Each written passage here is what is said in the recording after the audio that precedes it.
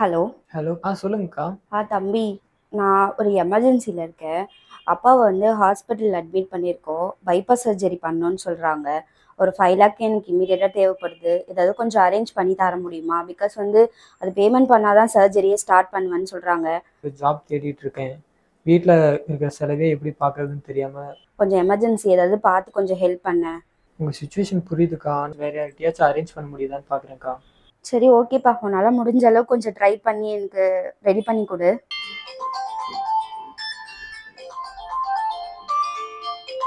Hello Anitha, நான் Vinodhini பேசுறேன்டி. Hello சொல்லுடி.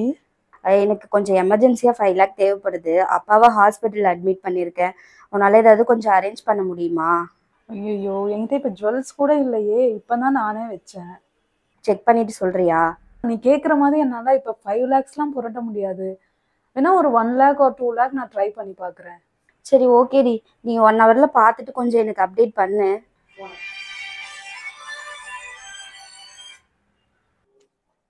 Hello சொல்லு வினோ. ஹலோ. அக்கா, நான் அப்பாவை ஹாஸ்பிட்டல் அட்மிட் பண்ணியிருக்கேன்க்கா. அப்படியா? எப்போ? பைபாஸ் சர்ஜரி பண்ணணும்னு சொல்லியிருக்காங்க. எனக்கு ஆனால் 5,00,000 தேவைப்படுது. 5 lakhs ஆகுமாம்மா? என்கிட்ட கையில் ஒரு 1 lakh தான்க்கா இருக்கு. எனக்கு தெரிஞ்ச ஒரு 2 ஃப்ரெண்ட்ஸு, அவங்க கிட்டலாம் கேட்டிருக்கேன். பட் அவங்க தருவாங்களா என்னன்னே தெரியல. நீங்கள் ஏதாவது அரேஞ்ச் பண்ணி தர முடியுமாக்கா? சரி, உங்ககிட்ட இன்சூரன்ஸ் கார்டு கொடுத்தேன்ல, வச்சிருக்கியா? கார்டா? கார்டு இருக்கு, வீட்டில் இருக்கு. அதை எடுத்துகிட்டு போய் முதல்ல கொடு. ஆனால் நான் தான் அந்த இன்சூரன்ஸ்க்கு பணம் கட்டவே இல்லையே. ஃபர்ஸ்ட் நான் சொல்றதை செய். கார்டு எடுத்துட்டு போய் கொடு. கொடுத்துட்டு அதுக்கப்புறம் எனக்கு கால் பண்ணு. சரிக்கா, நான் எடுத்துடுறேன். எடுத்துட்டு கொடுத்துட்டு உங்களுக்கு கால் பண்றேன். தெரியல. ஓகே, இருக்கு. Excuse me ma'am. சொல்லுங்க மேம். மேம், இந்த கார்டு கொஞ்சம் லைவ்ல இருக்கான்னு செக் பண்றீங்களா? கொடுங்க. ஆமா மேம், லைவ்ல தான் இருக்கு. ஓகே மேம், அப்பாவை அட்மிட் பண்ணியிருக்கோம். ஓகே. இன்சூரன்ஸ் கார்டு இருக்கு, நீங்க கொஞ்சம் அட்மிஷன் போட்டுருங்க மேம். ஓகே மேம், நான் போட்டுறேன். பட் கார்டு லைவ்ல தான் இருக்கு. Okay, thank you ma'am. தேங்க்யூ.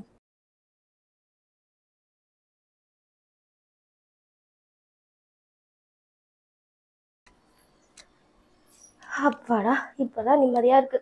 ஒரு வழியா ஆப்ரேஷன் பண்ணி நல்லபடியா அப்பாவை வீட்டுக்கு கூட்டிட்டு வந்துட்டேன். ஆனா நான் அந்த கார்டு ரினிவலே பண்ணல. எப்படிதான் லைவ்ல இருந்துச்சுன்னே தெரியல. பேசாம அக்கா கிட்டே போய் கேட்டு பாத்துடலாம். அக்கா, சொல்லு வினோ. எப்படி இருக்கீங்கக்கா? நல்லா இருக்கேன். வா, அந்த சேர் எடுத்து போட்டு உட்கார். சொல்லு, அப்பா எப்படி இருக்காங்க? நல்லா இருக்காங்க அக்கா. ஆபரேஷன்லாம் நல்லபடியா முடிஞ்சுதா? நல்லபடியா முடிஞ்சிருச்சு. இப்பதான் வீட்டுக்கு கூட்டிட்டு வந்தேன். ஆனா எனக்கு ஒண்ணு மட்டும் புரியலக்கா. அந்த கார்டு எடுத்துட்டு போய் கொடுன்னு சொன்னீங்கல்ல, நான் எடுத்துட்டு போய் கொடுத்தேன். லைவ்ல தான் இருக்குன்னு சொன்னாங்க. ஆனா நான் அதுக்கு பேமெண்டே கட்டல. எப்படி அது லைவ்ல இருந்துச்சுன்னே எனக்கு புரியல. நான் உன்கிட்ட ஏற்கனவே சொன்னேன், இதை பே பண்ணு, என்னைக்கா இருந்தாலும் யூஸ் ஆகும்னு. நீ கேட்கல, உனக்கு பதில் நான் கட்டினேன். அப்படியா?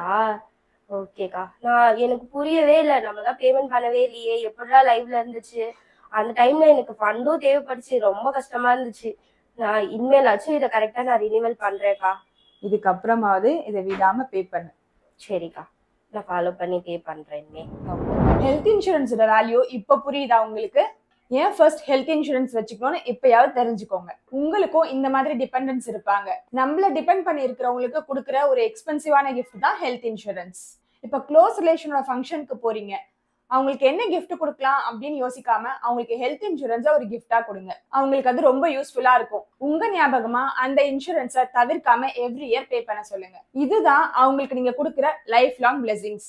உங்களோட ஞாபகமும் எப்போ அவங்களுக்கு இருந்துகிட்டே இருக்கும். சரி, கிஃப்ட் கொடுக்கறதுலாம் ஓகே. ஃபர்ஸ்ட் நீங்க ஹெல்த் இன்சூரன்ஸ் வச்சிருக்கீங்களா? இல்லைன்னா இமீடியட்டா எடுங்க. நான் சொல்ற இந்த ஒப்பீனியன் கரெக்டா இருக்குமா இல்லையான்ட்டு கமெண்ட் செக்ஷன்ல கமெண்ட் பண்ணுங்க.